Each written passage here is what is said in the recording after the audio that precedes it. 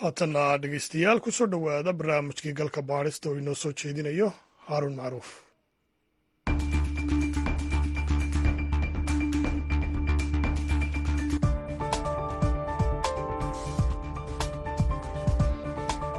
faahfaahin dheeraad ah ayaa barnaamijka galka baarista uu ka helayaa heshiiskii 15 bishii Febraayo ee sanadkan ay wada gaadheen wasiirka shidaalka ee Soomaaliya Cabdirashiid Maxamed Axmed iyo madaxa shirkadda Coastline Explorations oo hore loo oran jiray Soma Oil and Gas Richard Anderson. su'aalo dheeraad ah oo qoraal ahaan aan ku weydiiyey Richard Anderson ayaa ka dambeeyey markii khubaro dhinaca shidaalka ah ay shaki geliyeen xilliga ay Soomaaliya heli doonto faa'iidada buuxda ee qaybsiga wax soo saarka oo shirkadda iyo Soomaaliya ay si isleegu qaybsanayaan. haddii aan idin xusuusiyo madaxa shirkadda Coastline Explorations Richard Anderson oo ka hadlayay sida loo qaybsanayo khayraadka waraysigii aan dhowaan la yeeshay ayaa u dhigay sidan. The breakdown is largely consistent with the model form PSA that the ministry has put out there on their website. There's a 5% royalty that comes right off the top. Profits are split 50-50. There's a 30% income tax on whatever profits the contractor, i.e. Coastline, makes. faahfaahintu inta badan waxay waafaqsan tahay qaabka ama moodada PSA ee ay wasaaraddu ku qortay website-keeda. royalty waa 5%. faa'iidada waxaa loo qaybsanayaa 50 iyo 50. cashuurtu waa 30% oo laga qaadayo faa'iidada uu sameeyo qandaraasluhu sida Coastline. hase yeeshee khubarada aan la hadlay ayaa sheegay inay suurtagal tahay in faa'iidada ugu horreysa ee Soomaaliya ay helayso aysan ahayn 50%, balse ay ka bilaaban karto 20% marka ugu horreysa, maadaama ay shirkaddu sanadaha ugu horreeya ka shaqayn doonto sidii ay u soo ceshan lahayd kharashkii uga baxay baaritaanka iyo qodista shidaalka. Richard Anderson oo aan u diray su'aalo qoraal ah si uu arrintan u kala caddeeyo waxa uu sheegay in heshiiska qaybsiga wax soo saarka PSA ee shirkaddu uu raaco qaacidada R factor loona ogol yahay inay kharashkeeda soo ceshato. waxa uu sheegay in iyadoo ku xiran qiimaha saliidda iyo haddiiba saliid la helo ay shirkaddu kharashkeeda ku soo ceshanayso 2 ilaa 3 sano. intaas wixii ka dambeeyana ilaa dhammaadka heshiiskan ay faa'iidada Soomaaliya ahaan doonto 50%. waxa uu muddada ay Soomaaliya heli doonto faa'iido buuxda uu ku sheegay inta u dhaxaysa 20 ilaa 25 sano. waa haddii ayuu yidhi shidaalka la soo saaro uu ganacsi galo. hase yeeshee khabiirka aan la hadlay waxa uu sheegay inay ku qaadan karto shirkadda ilaa 8 sano inay kharashkeeda ku soo ceshato, ayna dhici karto in 8 sano oo kale oo dheeraad ah ay Soomaaliya sugto inta ay ka helayso faa'iido buuxda. dhaqsaha ay shirkaddu kula soo laabanayso kharashka ka baxay waxay ku xiran tahay 100% lacagta ay ka goosanayso shidaalka la soo saaro ee la iibgeeyo. mid ka mid ah khabiirada Soomaalida ee dhinaca shidaalka Maxamed Mukhtaar oo ah wasiirkii hore ee batroolka iyo macdanta ayaan hordhigay qodobkan. waxyaabaha loo baahan yahay ka mid tahay in la ogaado lacagta gelayso imisa ayay loo ogolyahay shirkadda inay laftigeeda ay dib u ceshato. maanaama waxaa 50% ayaa ay faa'iidada la helo ayaa mar walba loo ogolaana inay la baxdo 70%.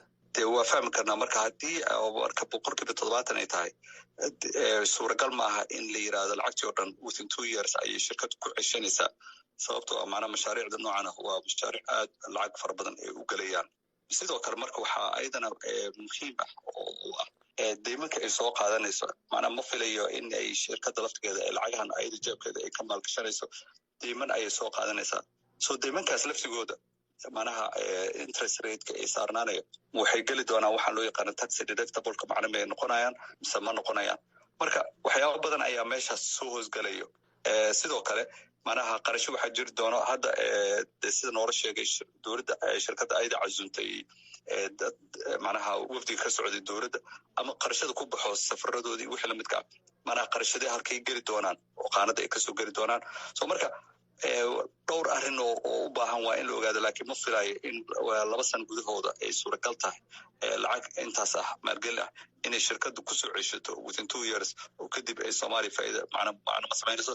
so Soomaaliya marka waxaa u fiican in meesha la yiri 70% in arrintaa dib loogu laabto oo meel ka hooseyso lagu celiyo shirkadda si ay macna waqti ka dheer ay u qaadato Soomaaliyana ay waqti ay u hesho ay lacag maadaama dee waddankan u baahannahay maalgelin in hesho. waxaa iyaduna qodobkan ka hadashay wakaaladda batroolka Soomaaliya oo xubno ka tirsan ay goobjoog ka ahaayeen saxiixa heshiiska. war-saxaafadeed ay wakaaladdu soo marisay hay-ad kuwa isgaarsiinta ah oo fadhigeedu yahay dalka britain waxay ku xaqiijisay qayb ahaan xogtii uu madaxa coastline exploration u sheegay galka baarista inkastoo wakaaladda batroolka soomaaliyeed aysan daha ka wada faydin waxa ku duugan heshiiskan ay qaybta ka ahaayeen ilaa haatana nuxurkiisa aysan rasmi ahaan u soo bandhigin shacabka soomaaliyeed war-saxaafadeedka ay soo saareen waxay ku xaqiijiyeen cadadka lacagta royaltiga ah ee soomaaliya loo siinayo mulkiyadda shidaalka iyo faa'iidada ay soomaaliya qaadanayso oo ah 50%. waxayse wakaaladda batroolku ku dooday in faa'iidada soomaaliya ay helayso aysan marna ka hoos maraynin 50%, xataa haddii qiimaha saliidda uu ka hoos maro $50 foostadii.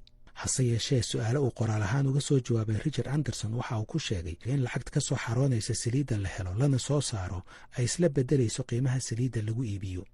faa'iidada guudna haddiiba la helo ay iyaduna sidaasi oo kale iskula beddelayso. waxaa kaloo ay sheegtay wakaaladda batroolka soomaaliya in haddii qiimaha foostadii uu ka hoos maro $50 in shirkaddu ay dhimi doonto saamigeeda, taasina ay kordhinayso saamiga soomaaliya. hase yeeshee waraysiga aan la yeeshay Richard Anderson taasi kuma uusan xusin. war-saxaafadeedka wakaaladda batroolka soomaaliyeed ka soo baxay waxaa galka baarista la wadaagay shirkad kuwa isgaarsiinta ah oo lagu magacaabo Hudson Sunderland oo ii sheegtay in xilli dhow ay macmiil u noqdeen wakaaladda batroolka soomaaliyeed. shirkaddaasi waa isla shirkadda ay karaysatay coastline explorations, hoosna uga qoran war-saxaafadeedka ay shirkaddu ku shaacisay 19 bishii Febraayo inay heshiis la gashay Jamhuuriyadda Federaalka Soomaaliya. Hudson Sunderland oo la soo xiriirtay galka baarista waxay sheegtay inaysan xilligan wakaaladda batroolka Soomaaliyeed bixinaynin wax waraysi ah ilaa xeer ilaaliyaha guud ee Soomaaliya uu go'aan ka gaaro heshiiska. saxeexa heshiiskan ayaa dhaliyey muran xooggan iyadoo madaxda dowladda Soomaaliya ay ku adkaysanayaan in gebi ahaanba uu yahay waxba kama jiraan, halka shirkaddu ay ku doodayso in lagu galay hab sharci ah. xeer ilaaliyaha guud ee Soomaaliya Suleymaan Maxamed Maxamuud oo baarayay tan iyo intii kiiskan uu soo shaacbaxay ayaan weli soo bandhigin go'aankiisa sharciga ah. waxaase khubaro badan ay isweydiinayaan maxaa keenay inay wasaaradda batroolka iyo macdanta Soomaaliya ay saxeexdo heshiis lagu kala aragti duwan yahay. maxaa shaqo diyaargarow ah ee ay wasaaraddu qabatay ka hor intii aysan heshiiskan gelin iyo sanadihii badnaa ee lasoo dhaafay. wasiir ku-xigeenkii hore ee wasaaradda batroolka Maxamuud Cabdulqaadir Hilaal oo bartay dhaqaalaha kana tirsan guddiga maamula macadka Green Litmus ayaan weydiiyey shaqadii ay wasaaraddu ka qabatay arrimaha shidaalka intii uu joogay. aniga waqtigiina la magacaabay wuxuu ahaa waqtigii 2017 Abriil ilaa iyo 2020 baan joognay September waqti ku dhow. marka waqtiyadaas bay ahayd intii u dhaxaysay. marka waxaan sameynay wasaaradda shaqadii ay qabatay oo xasuusto wixii ugu xoog badnaa oo hortabinta noo lahaa waxay ahayd in aan sharciga petroleum law aan dhamaystirno oo soo bilowday ilaa 2008 oon dib u eegis ku sameynay annagoo dhan walba eegayno waafajinayno wixii aan ka gaarnay shuruucda kale ee waddanka uu kala xiriiro oo uu ka mid yahay dastuurka. waana la dhamaystiray, xukuumaddii baa la mariyey ilaa baarlamaanka inta uu maray madaxweynaha uu saxiixay. waan xasuustaa shaqadaas, waa xasuustaa. wixii kaloon sameynay waxay ahayd oo waqti badan aan gelinay hanaankii loo wadaagayay khayraadka waddanka dhulka hoostiisa ah oo baydhabo lagu saxiixay markii u dambeysay. waxaan marnay wadamo aad u badan oo Soomaaliya nooca dowlad hanaanka dowladda ay kala wadaagto la mid ah. waxaasoo dhan markaan marnay oo wadamadaas aan financial modelingkooda iyo habka hanaanka ay u wadaagaan khayraadka iyo dowlad ahaan federalismka iyo systemka isu haystaan aan eegnay oo wadamo badan aan safar ku marnay aan tagnay. qodobkan ku weydiinaya waxa weeyaan dhaqangalka heshiiskan ka waran. heshiis marka maanta hala galo ama berri hala galo Soomaaliya de heshiis marka ay galayso waxa ugu muhiimsan waxaa la rabaa in uu oo heshiis shidaal khaasatan uu yahay ilaa 3 arrimood baa farsamahaan ugu muhiimsan. kow in la dhamaystiro xeerka canshuuraha khayraadka dhulka hoostiisa oo aan aamsanahay in uu muhiim yahay. midda labaad oo ugu muhiimsanna waxaa weeyaan in la diyaariyo tender protocolka shuruucda iyo xeerarka u yaallo dhan inay dhamaystiran yihiin. taasna waa habka hanaanka loo galo weeyaan oo ugu muhiimsan. waa qaabkii loogu tartami lahaa maxaan ku idhaha sahanka iyo shidaalka shirkada caalamiga hanaanki la mari lahaa. waa gartay intaa hadda aad sheegtay inta aan ka warqabo inuu jiro waa sharcigii shidaalka, inta aan ka warqabo ma jiro kii canshuuraha. marka hadduusan jirin kii canshuuraha ma la dhihi karaa ma dhaqan geli kara heshiiskan? ma fuli karaayo heshiis kasta baan fulay. Extractive industry income in la sameeyo weeyaan. waa xeerka dee hadda percentage-ada aad soo qortay oo aad weydiisay xeerka guide gareynayo ama hagaayo weeyaan oo canshuuraha iyo ku saabsan weeyaan. Richard Anderson, madaxa hay-adda Coastline Explorations, waxa uu ku dooday in heshiisku uu cadli yahay. mar aan weydiiyey khataraha ay Soomaaliya qaadanayso marka la eego heshiiskan, waxa uu yidhi waxay Soomaaliya khatar qaadanaysaa oo keliya haddii ay qaadato waxa uu ugu yeedhay working interest, taasi oo uu sheegay inay dhimi doonto faa'iidada Coastline Explorations haddiiba wax soo saarku uu gaaro heer laga ganacsan karo. working interest waa nooc ka mida maalgashiga oo dhinaca qaata uu wax ka qaadanayo mas-uuliyadda kharashka sahaminta, qodista iyo soo saarista shidaalka. wasiirkii hore ee shidaalka Maxamed Mukhtaar ayaan weydiiyey khataraha Soomaaliya ugu jiri kara heshiiskan muddada dheer soconaya. heshiisyada noocan ee shidaalka Soomaaliya 33 sano ugu dambeysay maana garin. marka in loo helo marka dad way arag waa aqoon u leh macnaha u diyaarsan gorgortanka noocan ah suuragalna ma aha in macnaha dhowr qof oo hal qof ama laba qof ama saddex qof kaliya inay galaan. waxaa loo baahan yahay dad aqoontooda kala duwan tahay, aragnimadu kala duwan tahay, gorgortanka hadda noocan la socdo. marka taas horta macnaha khatarta ugu horeysa, sababtoo dadka ku gelayaba haddaanay way arag u ahayn ama aqoon u lahayn ama aanay filigan ka soo shaqayn dhawaanahan, waa qiyaas karnaa macnaha waxaa ka imaan kara culeys ayaa ka imaan karo. midda labaad oo khatarta oo ka imaan karta waxay tahay in hay-adihii ay qusaysay oo ay ugu horeysay macnaha ha noqoto wasaaradda maaliyadda ay noqdaan dad talo ku leh oo macnaha arrimaha la socda, sababtoo ah arrimo shidaal keliya lagama hadlayo. waxa laga hadlayo waa arrimo dhowr hay-adood taabanayo. marka ayada laftooda ayadana waa muhiim. haddii marka aanu wada shaqayntaas aanay jirin waxaa laga yaabaa inay khatar kale ka imaado. heshiiskan marka uu ku jiraa stabilization clause maxay ka dhiganta? stabilization clause waxa uu sheegayaa macnaha waa agreementiga si uu u yaray khatarta ku imaanaysa qofka maalgashiga ah sharciyan in aan wax laga bedeli karin heshiiskan. marka qofka maalgashiga sameynaya way u fiican tahay, sababtoo ah maanta ilaa iyo berit wuxuu ogyahay inaan heshiiskan waxba laga bedeli karin. laakiin dhanka kale khatarta Soomaaliya kaga imaanaysa waxay tahay Soomaaliya hadda uma diyaarsano shuruucdii loo baahnaa. tusaale ahaan hadda waxaa baarlamaanka yaallay markii ugu dambeysay sharcigii canshuuraha waxyaabaha dhulka laga soo qodo ayaa yaallay. haddii marka sharcigaasoo kale uu soo rogo canshuur cusub, dee lama tegi karno berita gorgortankii kulama laaban karno shirkadii, ma dhihi karno wadankii canshuurtiisa waa isbedeshay macnaha sidaanay noqotay. maana stabilization clause marka wuxuu xadidayaa in aan waxba laga bedeli karin heshiiskaas inta uu muddada uu jiro, ama 30 sano ha noqota ama 40 sano ha noqotee. marka maadaama annaga aanan diyaarsanayn haddaan heshiis noocaas hadda aan galno stabilization clause-kan uu ku jiro, macnaha beri ma soo laaban karno. marka wixii qarashoo soo baxo dowladda Soomaaliyeed baa bixinaysa mooyaane shirkadii ma bixinayso. marka waa waxyaabaha loo baahan yahay in aad looga fikiro inaan lagu degdegin heshiisyada noocaana ilaa laga soo dhammaystiray. waxyaabaha loo baahan yahay haddii kale kalowskaasoo kale ayaa xanibaya inaan berita soo laaban oo aan ka gorgortano mar kale. khubarada aan la hadlay waxay ku doodeen in Coastline Explorations ay tahay shirkad yar oo la aasaasay sanadkii 2018 isla markaana aan awood dhaqaale iyo mid khibradeed u lahayn inay Soomaaliya ka soo saarto shidaal. sidaasoo kale waxay sheegeen inaan wax badan laga aqoonin dadka shirkaddan saamiga ku leh. Richard Anderson, madaxa shirkadda Coastline Explorations oo qodobkaas ka jawaabaya, waxa uu sheegay in saamiilayda Coastline ay yihiin xirfadlayaal khibrad u leh shidaalka iyo soo saaristiisa. waxa uu sheegay in lafahaantiisa uu muddo dheer ka soo shaqeeyey gobolka Kurdiyiinta ee dalka Ciraaq oo ka mid ah gobollada ugu wax soo saarka badan shidaalka Ciraaq. markaan weydiiyey inuu sheego magacyada saamiilayda shirkaddan, waxa uu yidhi waxaan nahay shirkad gaar loo leeyahay, waajibna naguma aha inaan sheegno saamiilaydeenna. waxaase uu sheegay in wasiirka shidaalka ee Soomaaliya iyo kooxdiisa iyo wakaaladda batroolka Soomaaliyaba ay si sax ah u yaqaanaan saamiilayda shirkadda, qaar badan oo ka mid ahna ay la kulmeen.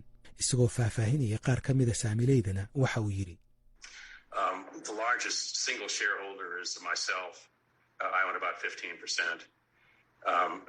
There's a guy and his son in the UK named Basil Shiblak. aniga ayaa iska leh saamiga ugu weyn, waxaan leeyahay 15%. waxaa jira nin iyo wiilkiisa oo lagu magacaabo basil shiblaq oo midkiiba uu leeyahay 10%, markaa wada jir ahaan waxay u leeyihiin 20% oo ka badan saamigayga. laakiin haddii qof aad u eegto way iga yar yihiin. waxaa isna jira qof u dhashay dalka ruushka oo isna leh 5%. inta soo hadhay waxa iska leh saamiley iyo maalgashadayaal ka soo kala jeeda dalalka Ingiriiska iyo Maraykanka. waxaa kaloo aan weydiiyey in qaar ka mid a saamileyda shirkadda ay leeyihiin taariikh la isku khilaafsan yahay, gaar ahaan basil shiblaq oo haysta dhalashada Britain iyo Alexander Jabris oo u dhashay Ruushka. I'll take the last one first. I don't believe there's any controversy around Alexander Jabarezi. He's very, very well respected. He has started and built up some very successful oil companies. Kan u dambeeya aan ku bilaabo, ilama aha in la isku khilaafsan yahay Alexander Jabarezi. aad baa loo ixtiraamaa. waxa uu bilaabay oo uu dhisay shirkado shidaal oo najaxay. sumcaddiisu waa nadiif. waxa uu dhashay dalka Ruushka, laakiin xaq ma aha in dadka Ruushka ah lagu wada tilmaamo inay wax ka khaldan yihiin iyadoo sababtu ay tahay oo keliya inay Ruush yihiin. isagoo ka hadlayay liiska uu ku jiro Jabariis oo lala xiriirinayo madaxweynaha Ruushka Vladimir Putin iyo aqalka Kremlinka ee looga taliyo Ruushka, waxa uu yiri Yeah, I'm not sure exactly what the list you're referring to. He's not sanctioned. If he were sanctioned, obviously that would be. Ma hubo liiska aad ka hadlayso. Ma aha qof cunaqabatayn saaran tahay. haddii ay cunaqabatayn saarnaan lahayd, dabcan wax xun ayay u tahay aniga iyo dadka kale ee shirkadda ku jiraba. waxaa kaloo aan weydiiyey Richard Anderson shakhsiyadda Bashir Shiblaq oo dana dhinaca shidaalka ah kule dalka Venezuela oo ah waddan ay cunaqabatayn saareen qaar ka mid a waddamada reer galbeedka oo uu ku jiro Maraykanka. waxa uu sheegay Basil Shiblaq inuu yahay nin ka soo shaqaynaya dhinaca shidaalka uuna ku lug lahaa shidaal laga qoday dalka Tanzania, guulana uu ka gaaray. We are aware that he has made some trips to Venezuela. That obviously has nothing to do with the coastline. We're not, involved in any of that. waan ka warqabnaa in uu safar ku tegay dalka Venezuela, laakiin coastline ma khusayso arrintaasi. ma aha inay cunaqabataysay dawladda Maraykanku inta aan ka ogahay. waa nin taxaddar badan ka muujiyey waxa uu halkaas ka qabto. waxa talo siiya looyaro badan. waxaan hubaa inuu taxaddar muujin doono. wax kasta oo uu ka qabanayo Venezuela annagana ma khusayso. si faahfaahsanna ugama warqabno waxa ay tahay. xeer ilaaliyaha guud ee Soomaaliya Suleymaan Maxamed Maxamuud ayaa laga sugayaa inuu soo saaro go'aankiisa sharciga ah ee ku saabsan sharcinimada heshiiskan. waxaan si kala cadayn inuu go'aankaasi soo saari doono ka hor doorashada madaxweynenimo iyo kadib. dhagaystayaal waxayga xasuusinah in galka baarista uu mar kale la xiriiray wasiirka batroolka iyo macdanta Cabdirashiid Maxamed Axmed, balse uusan ka jawaabin telefoonadii aan u diray. barnaamijkii galka baaristuna waa naga intaas. inta aynu ku kulmi doonno barnaamijkan oo kale, waa Haaruun Macruuf oo idin leh nabadgelyo.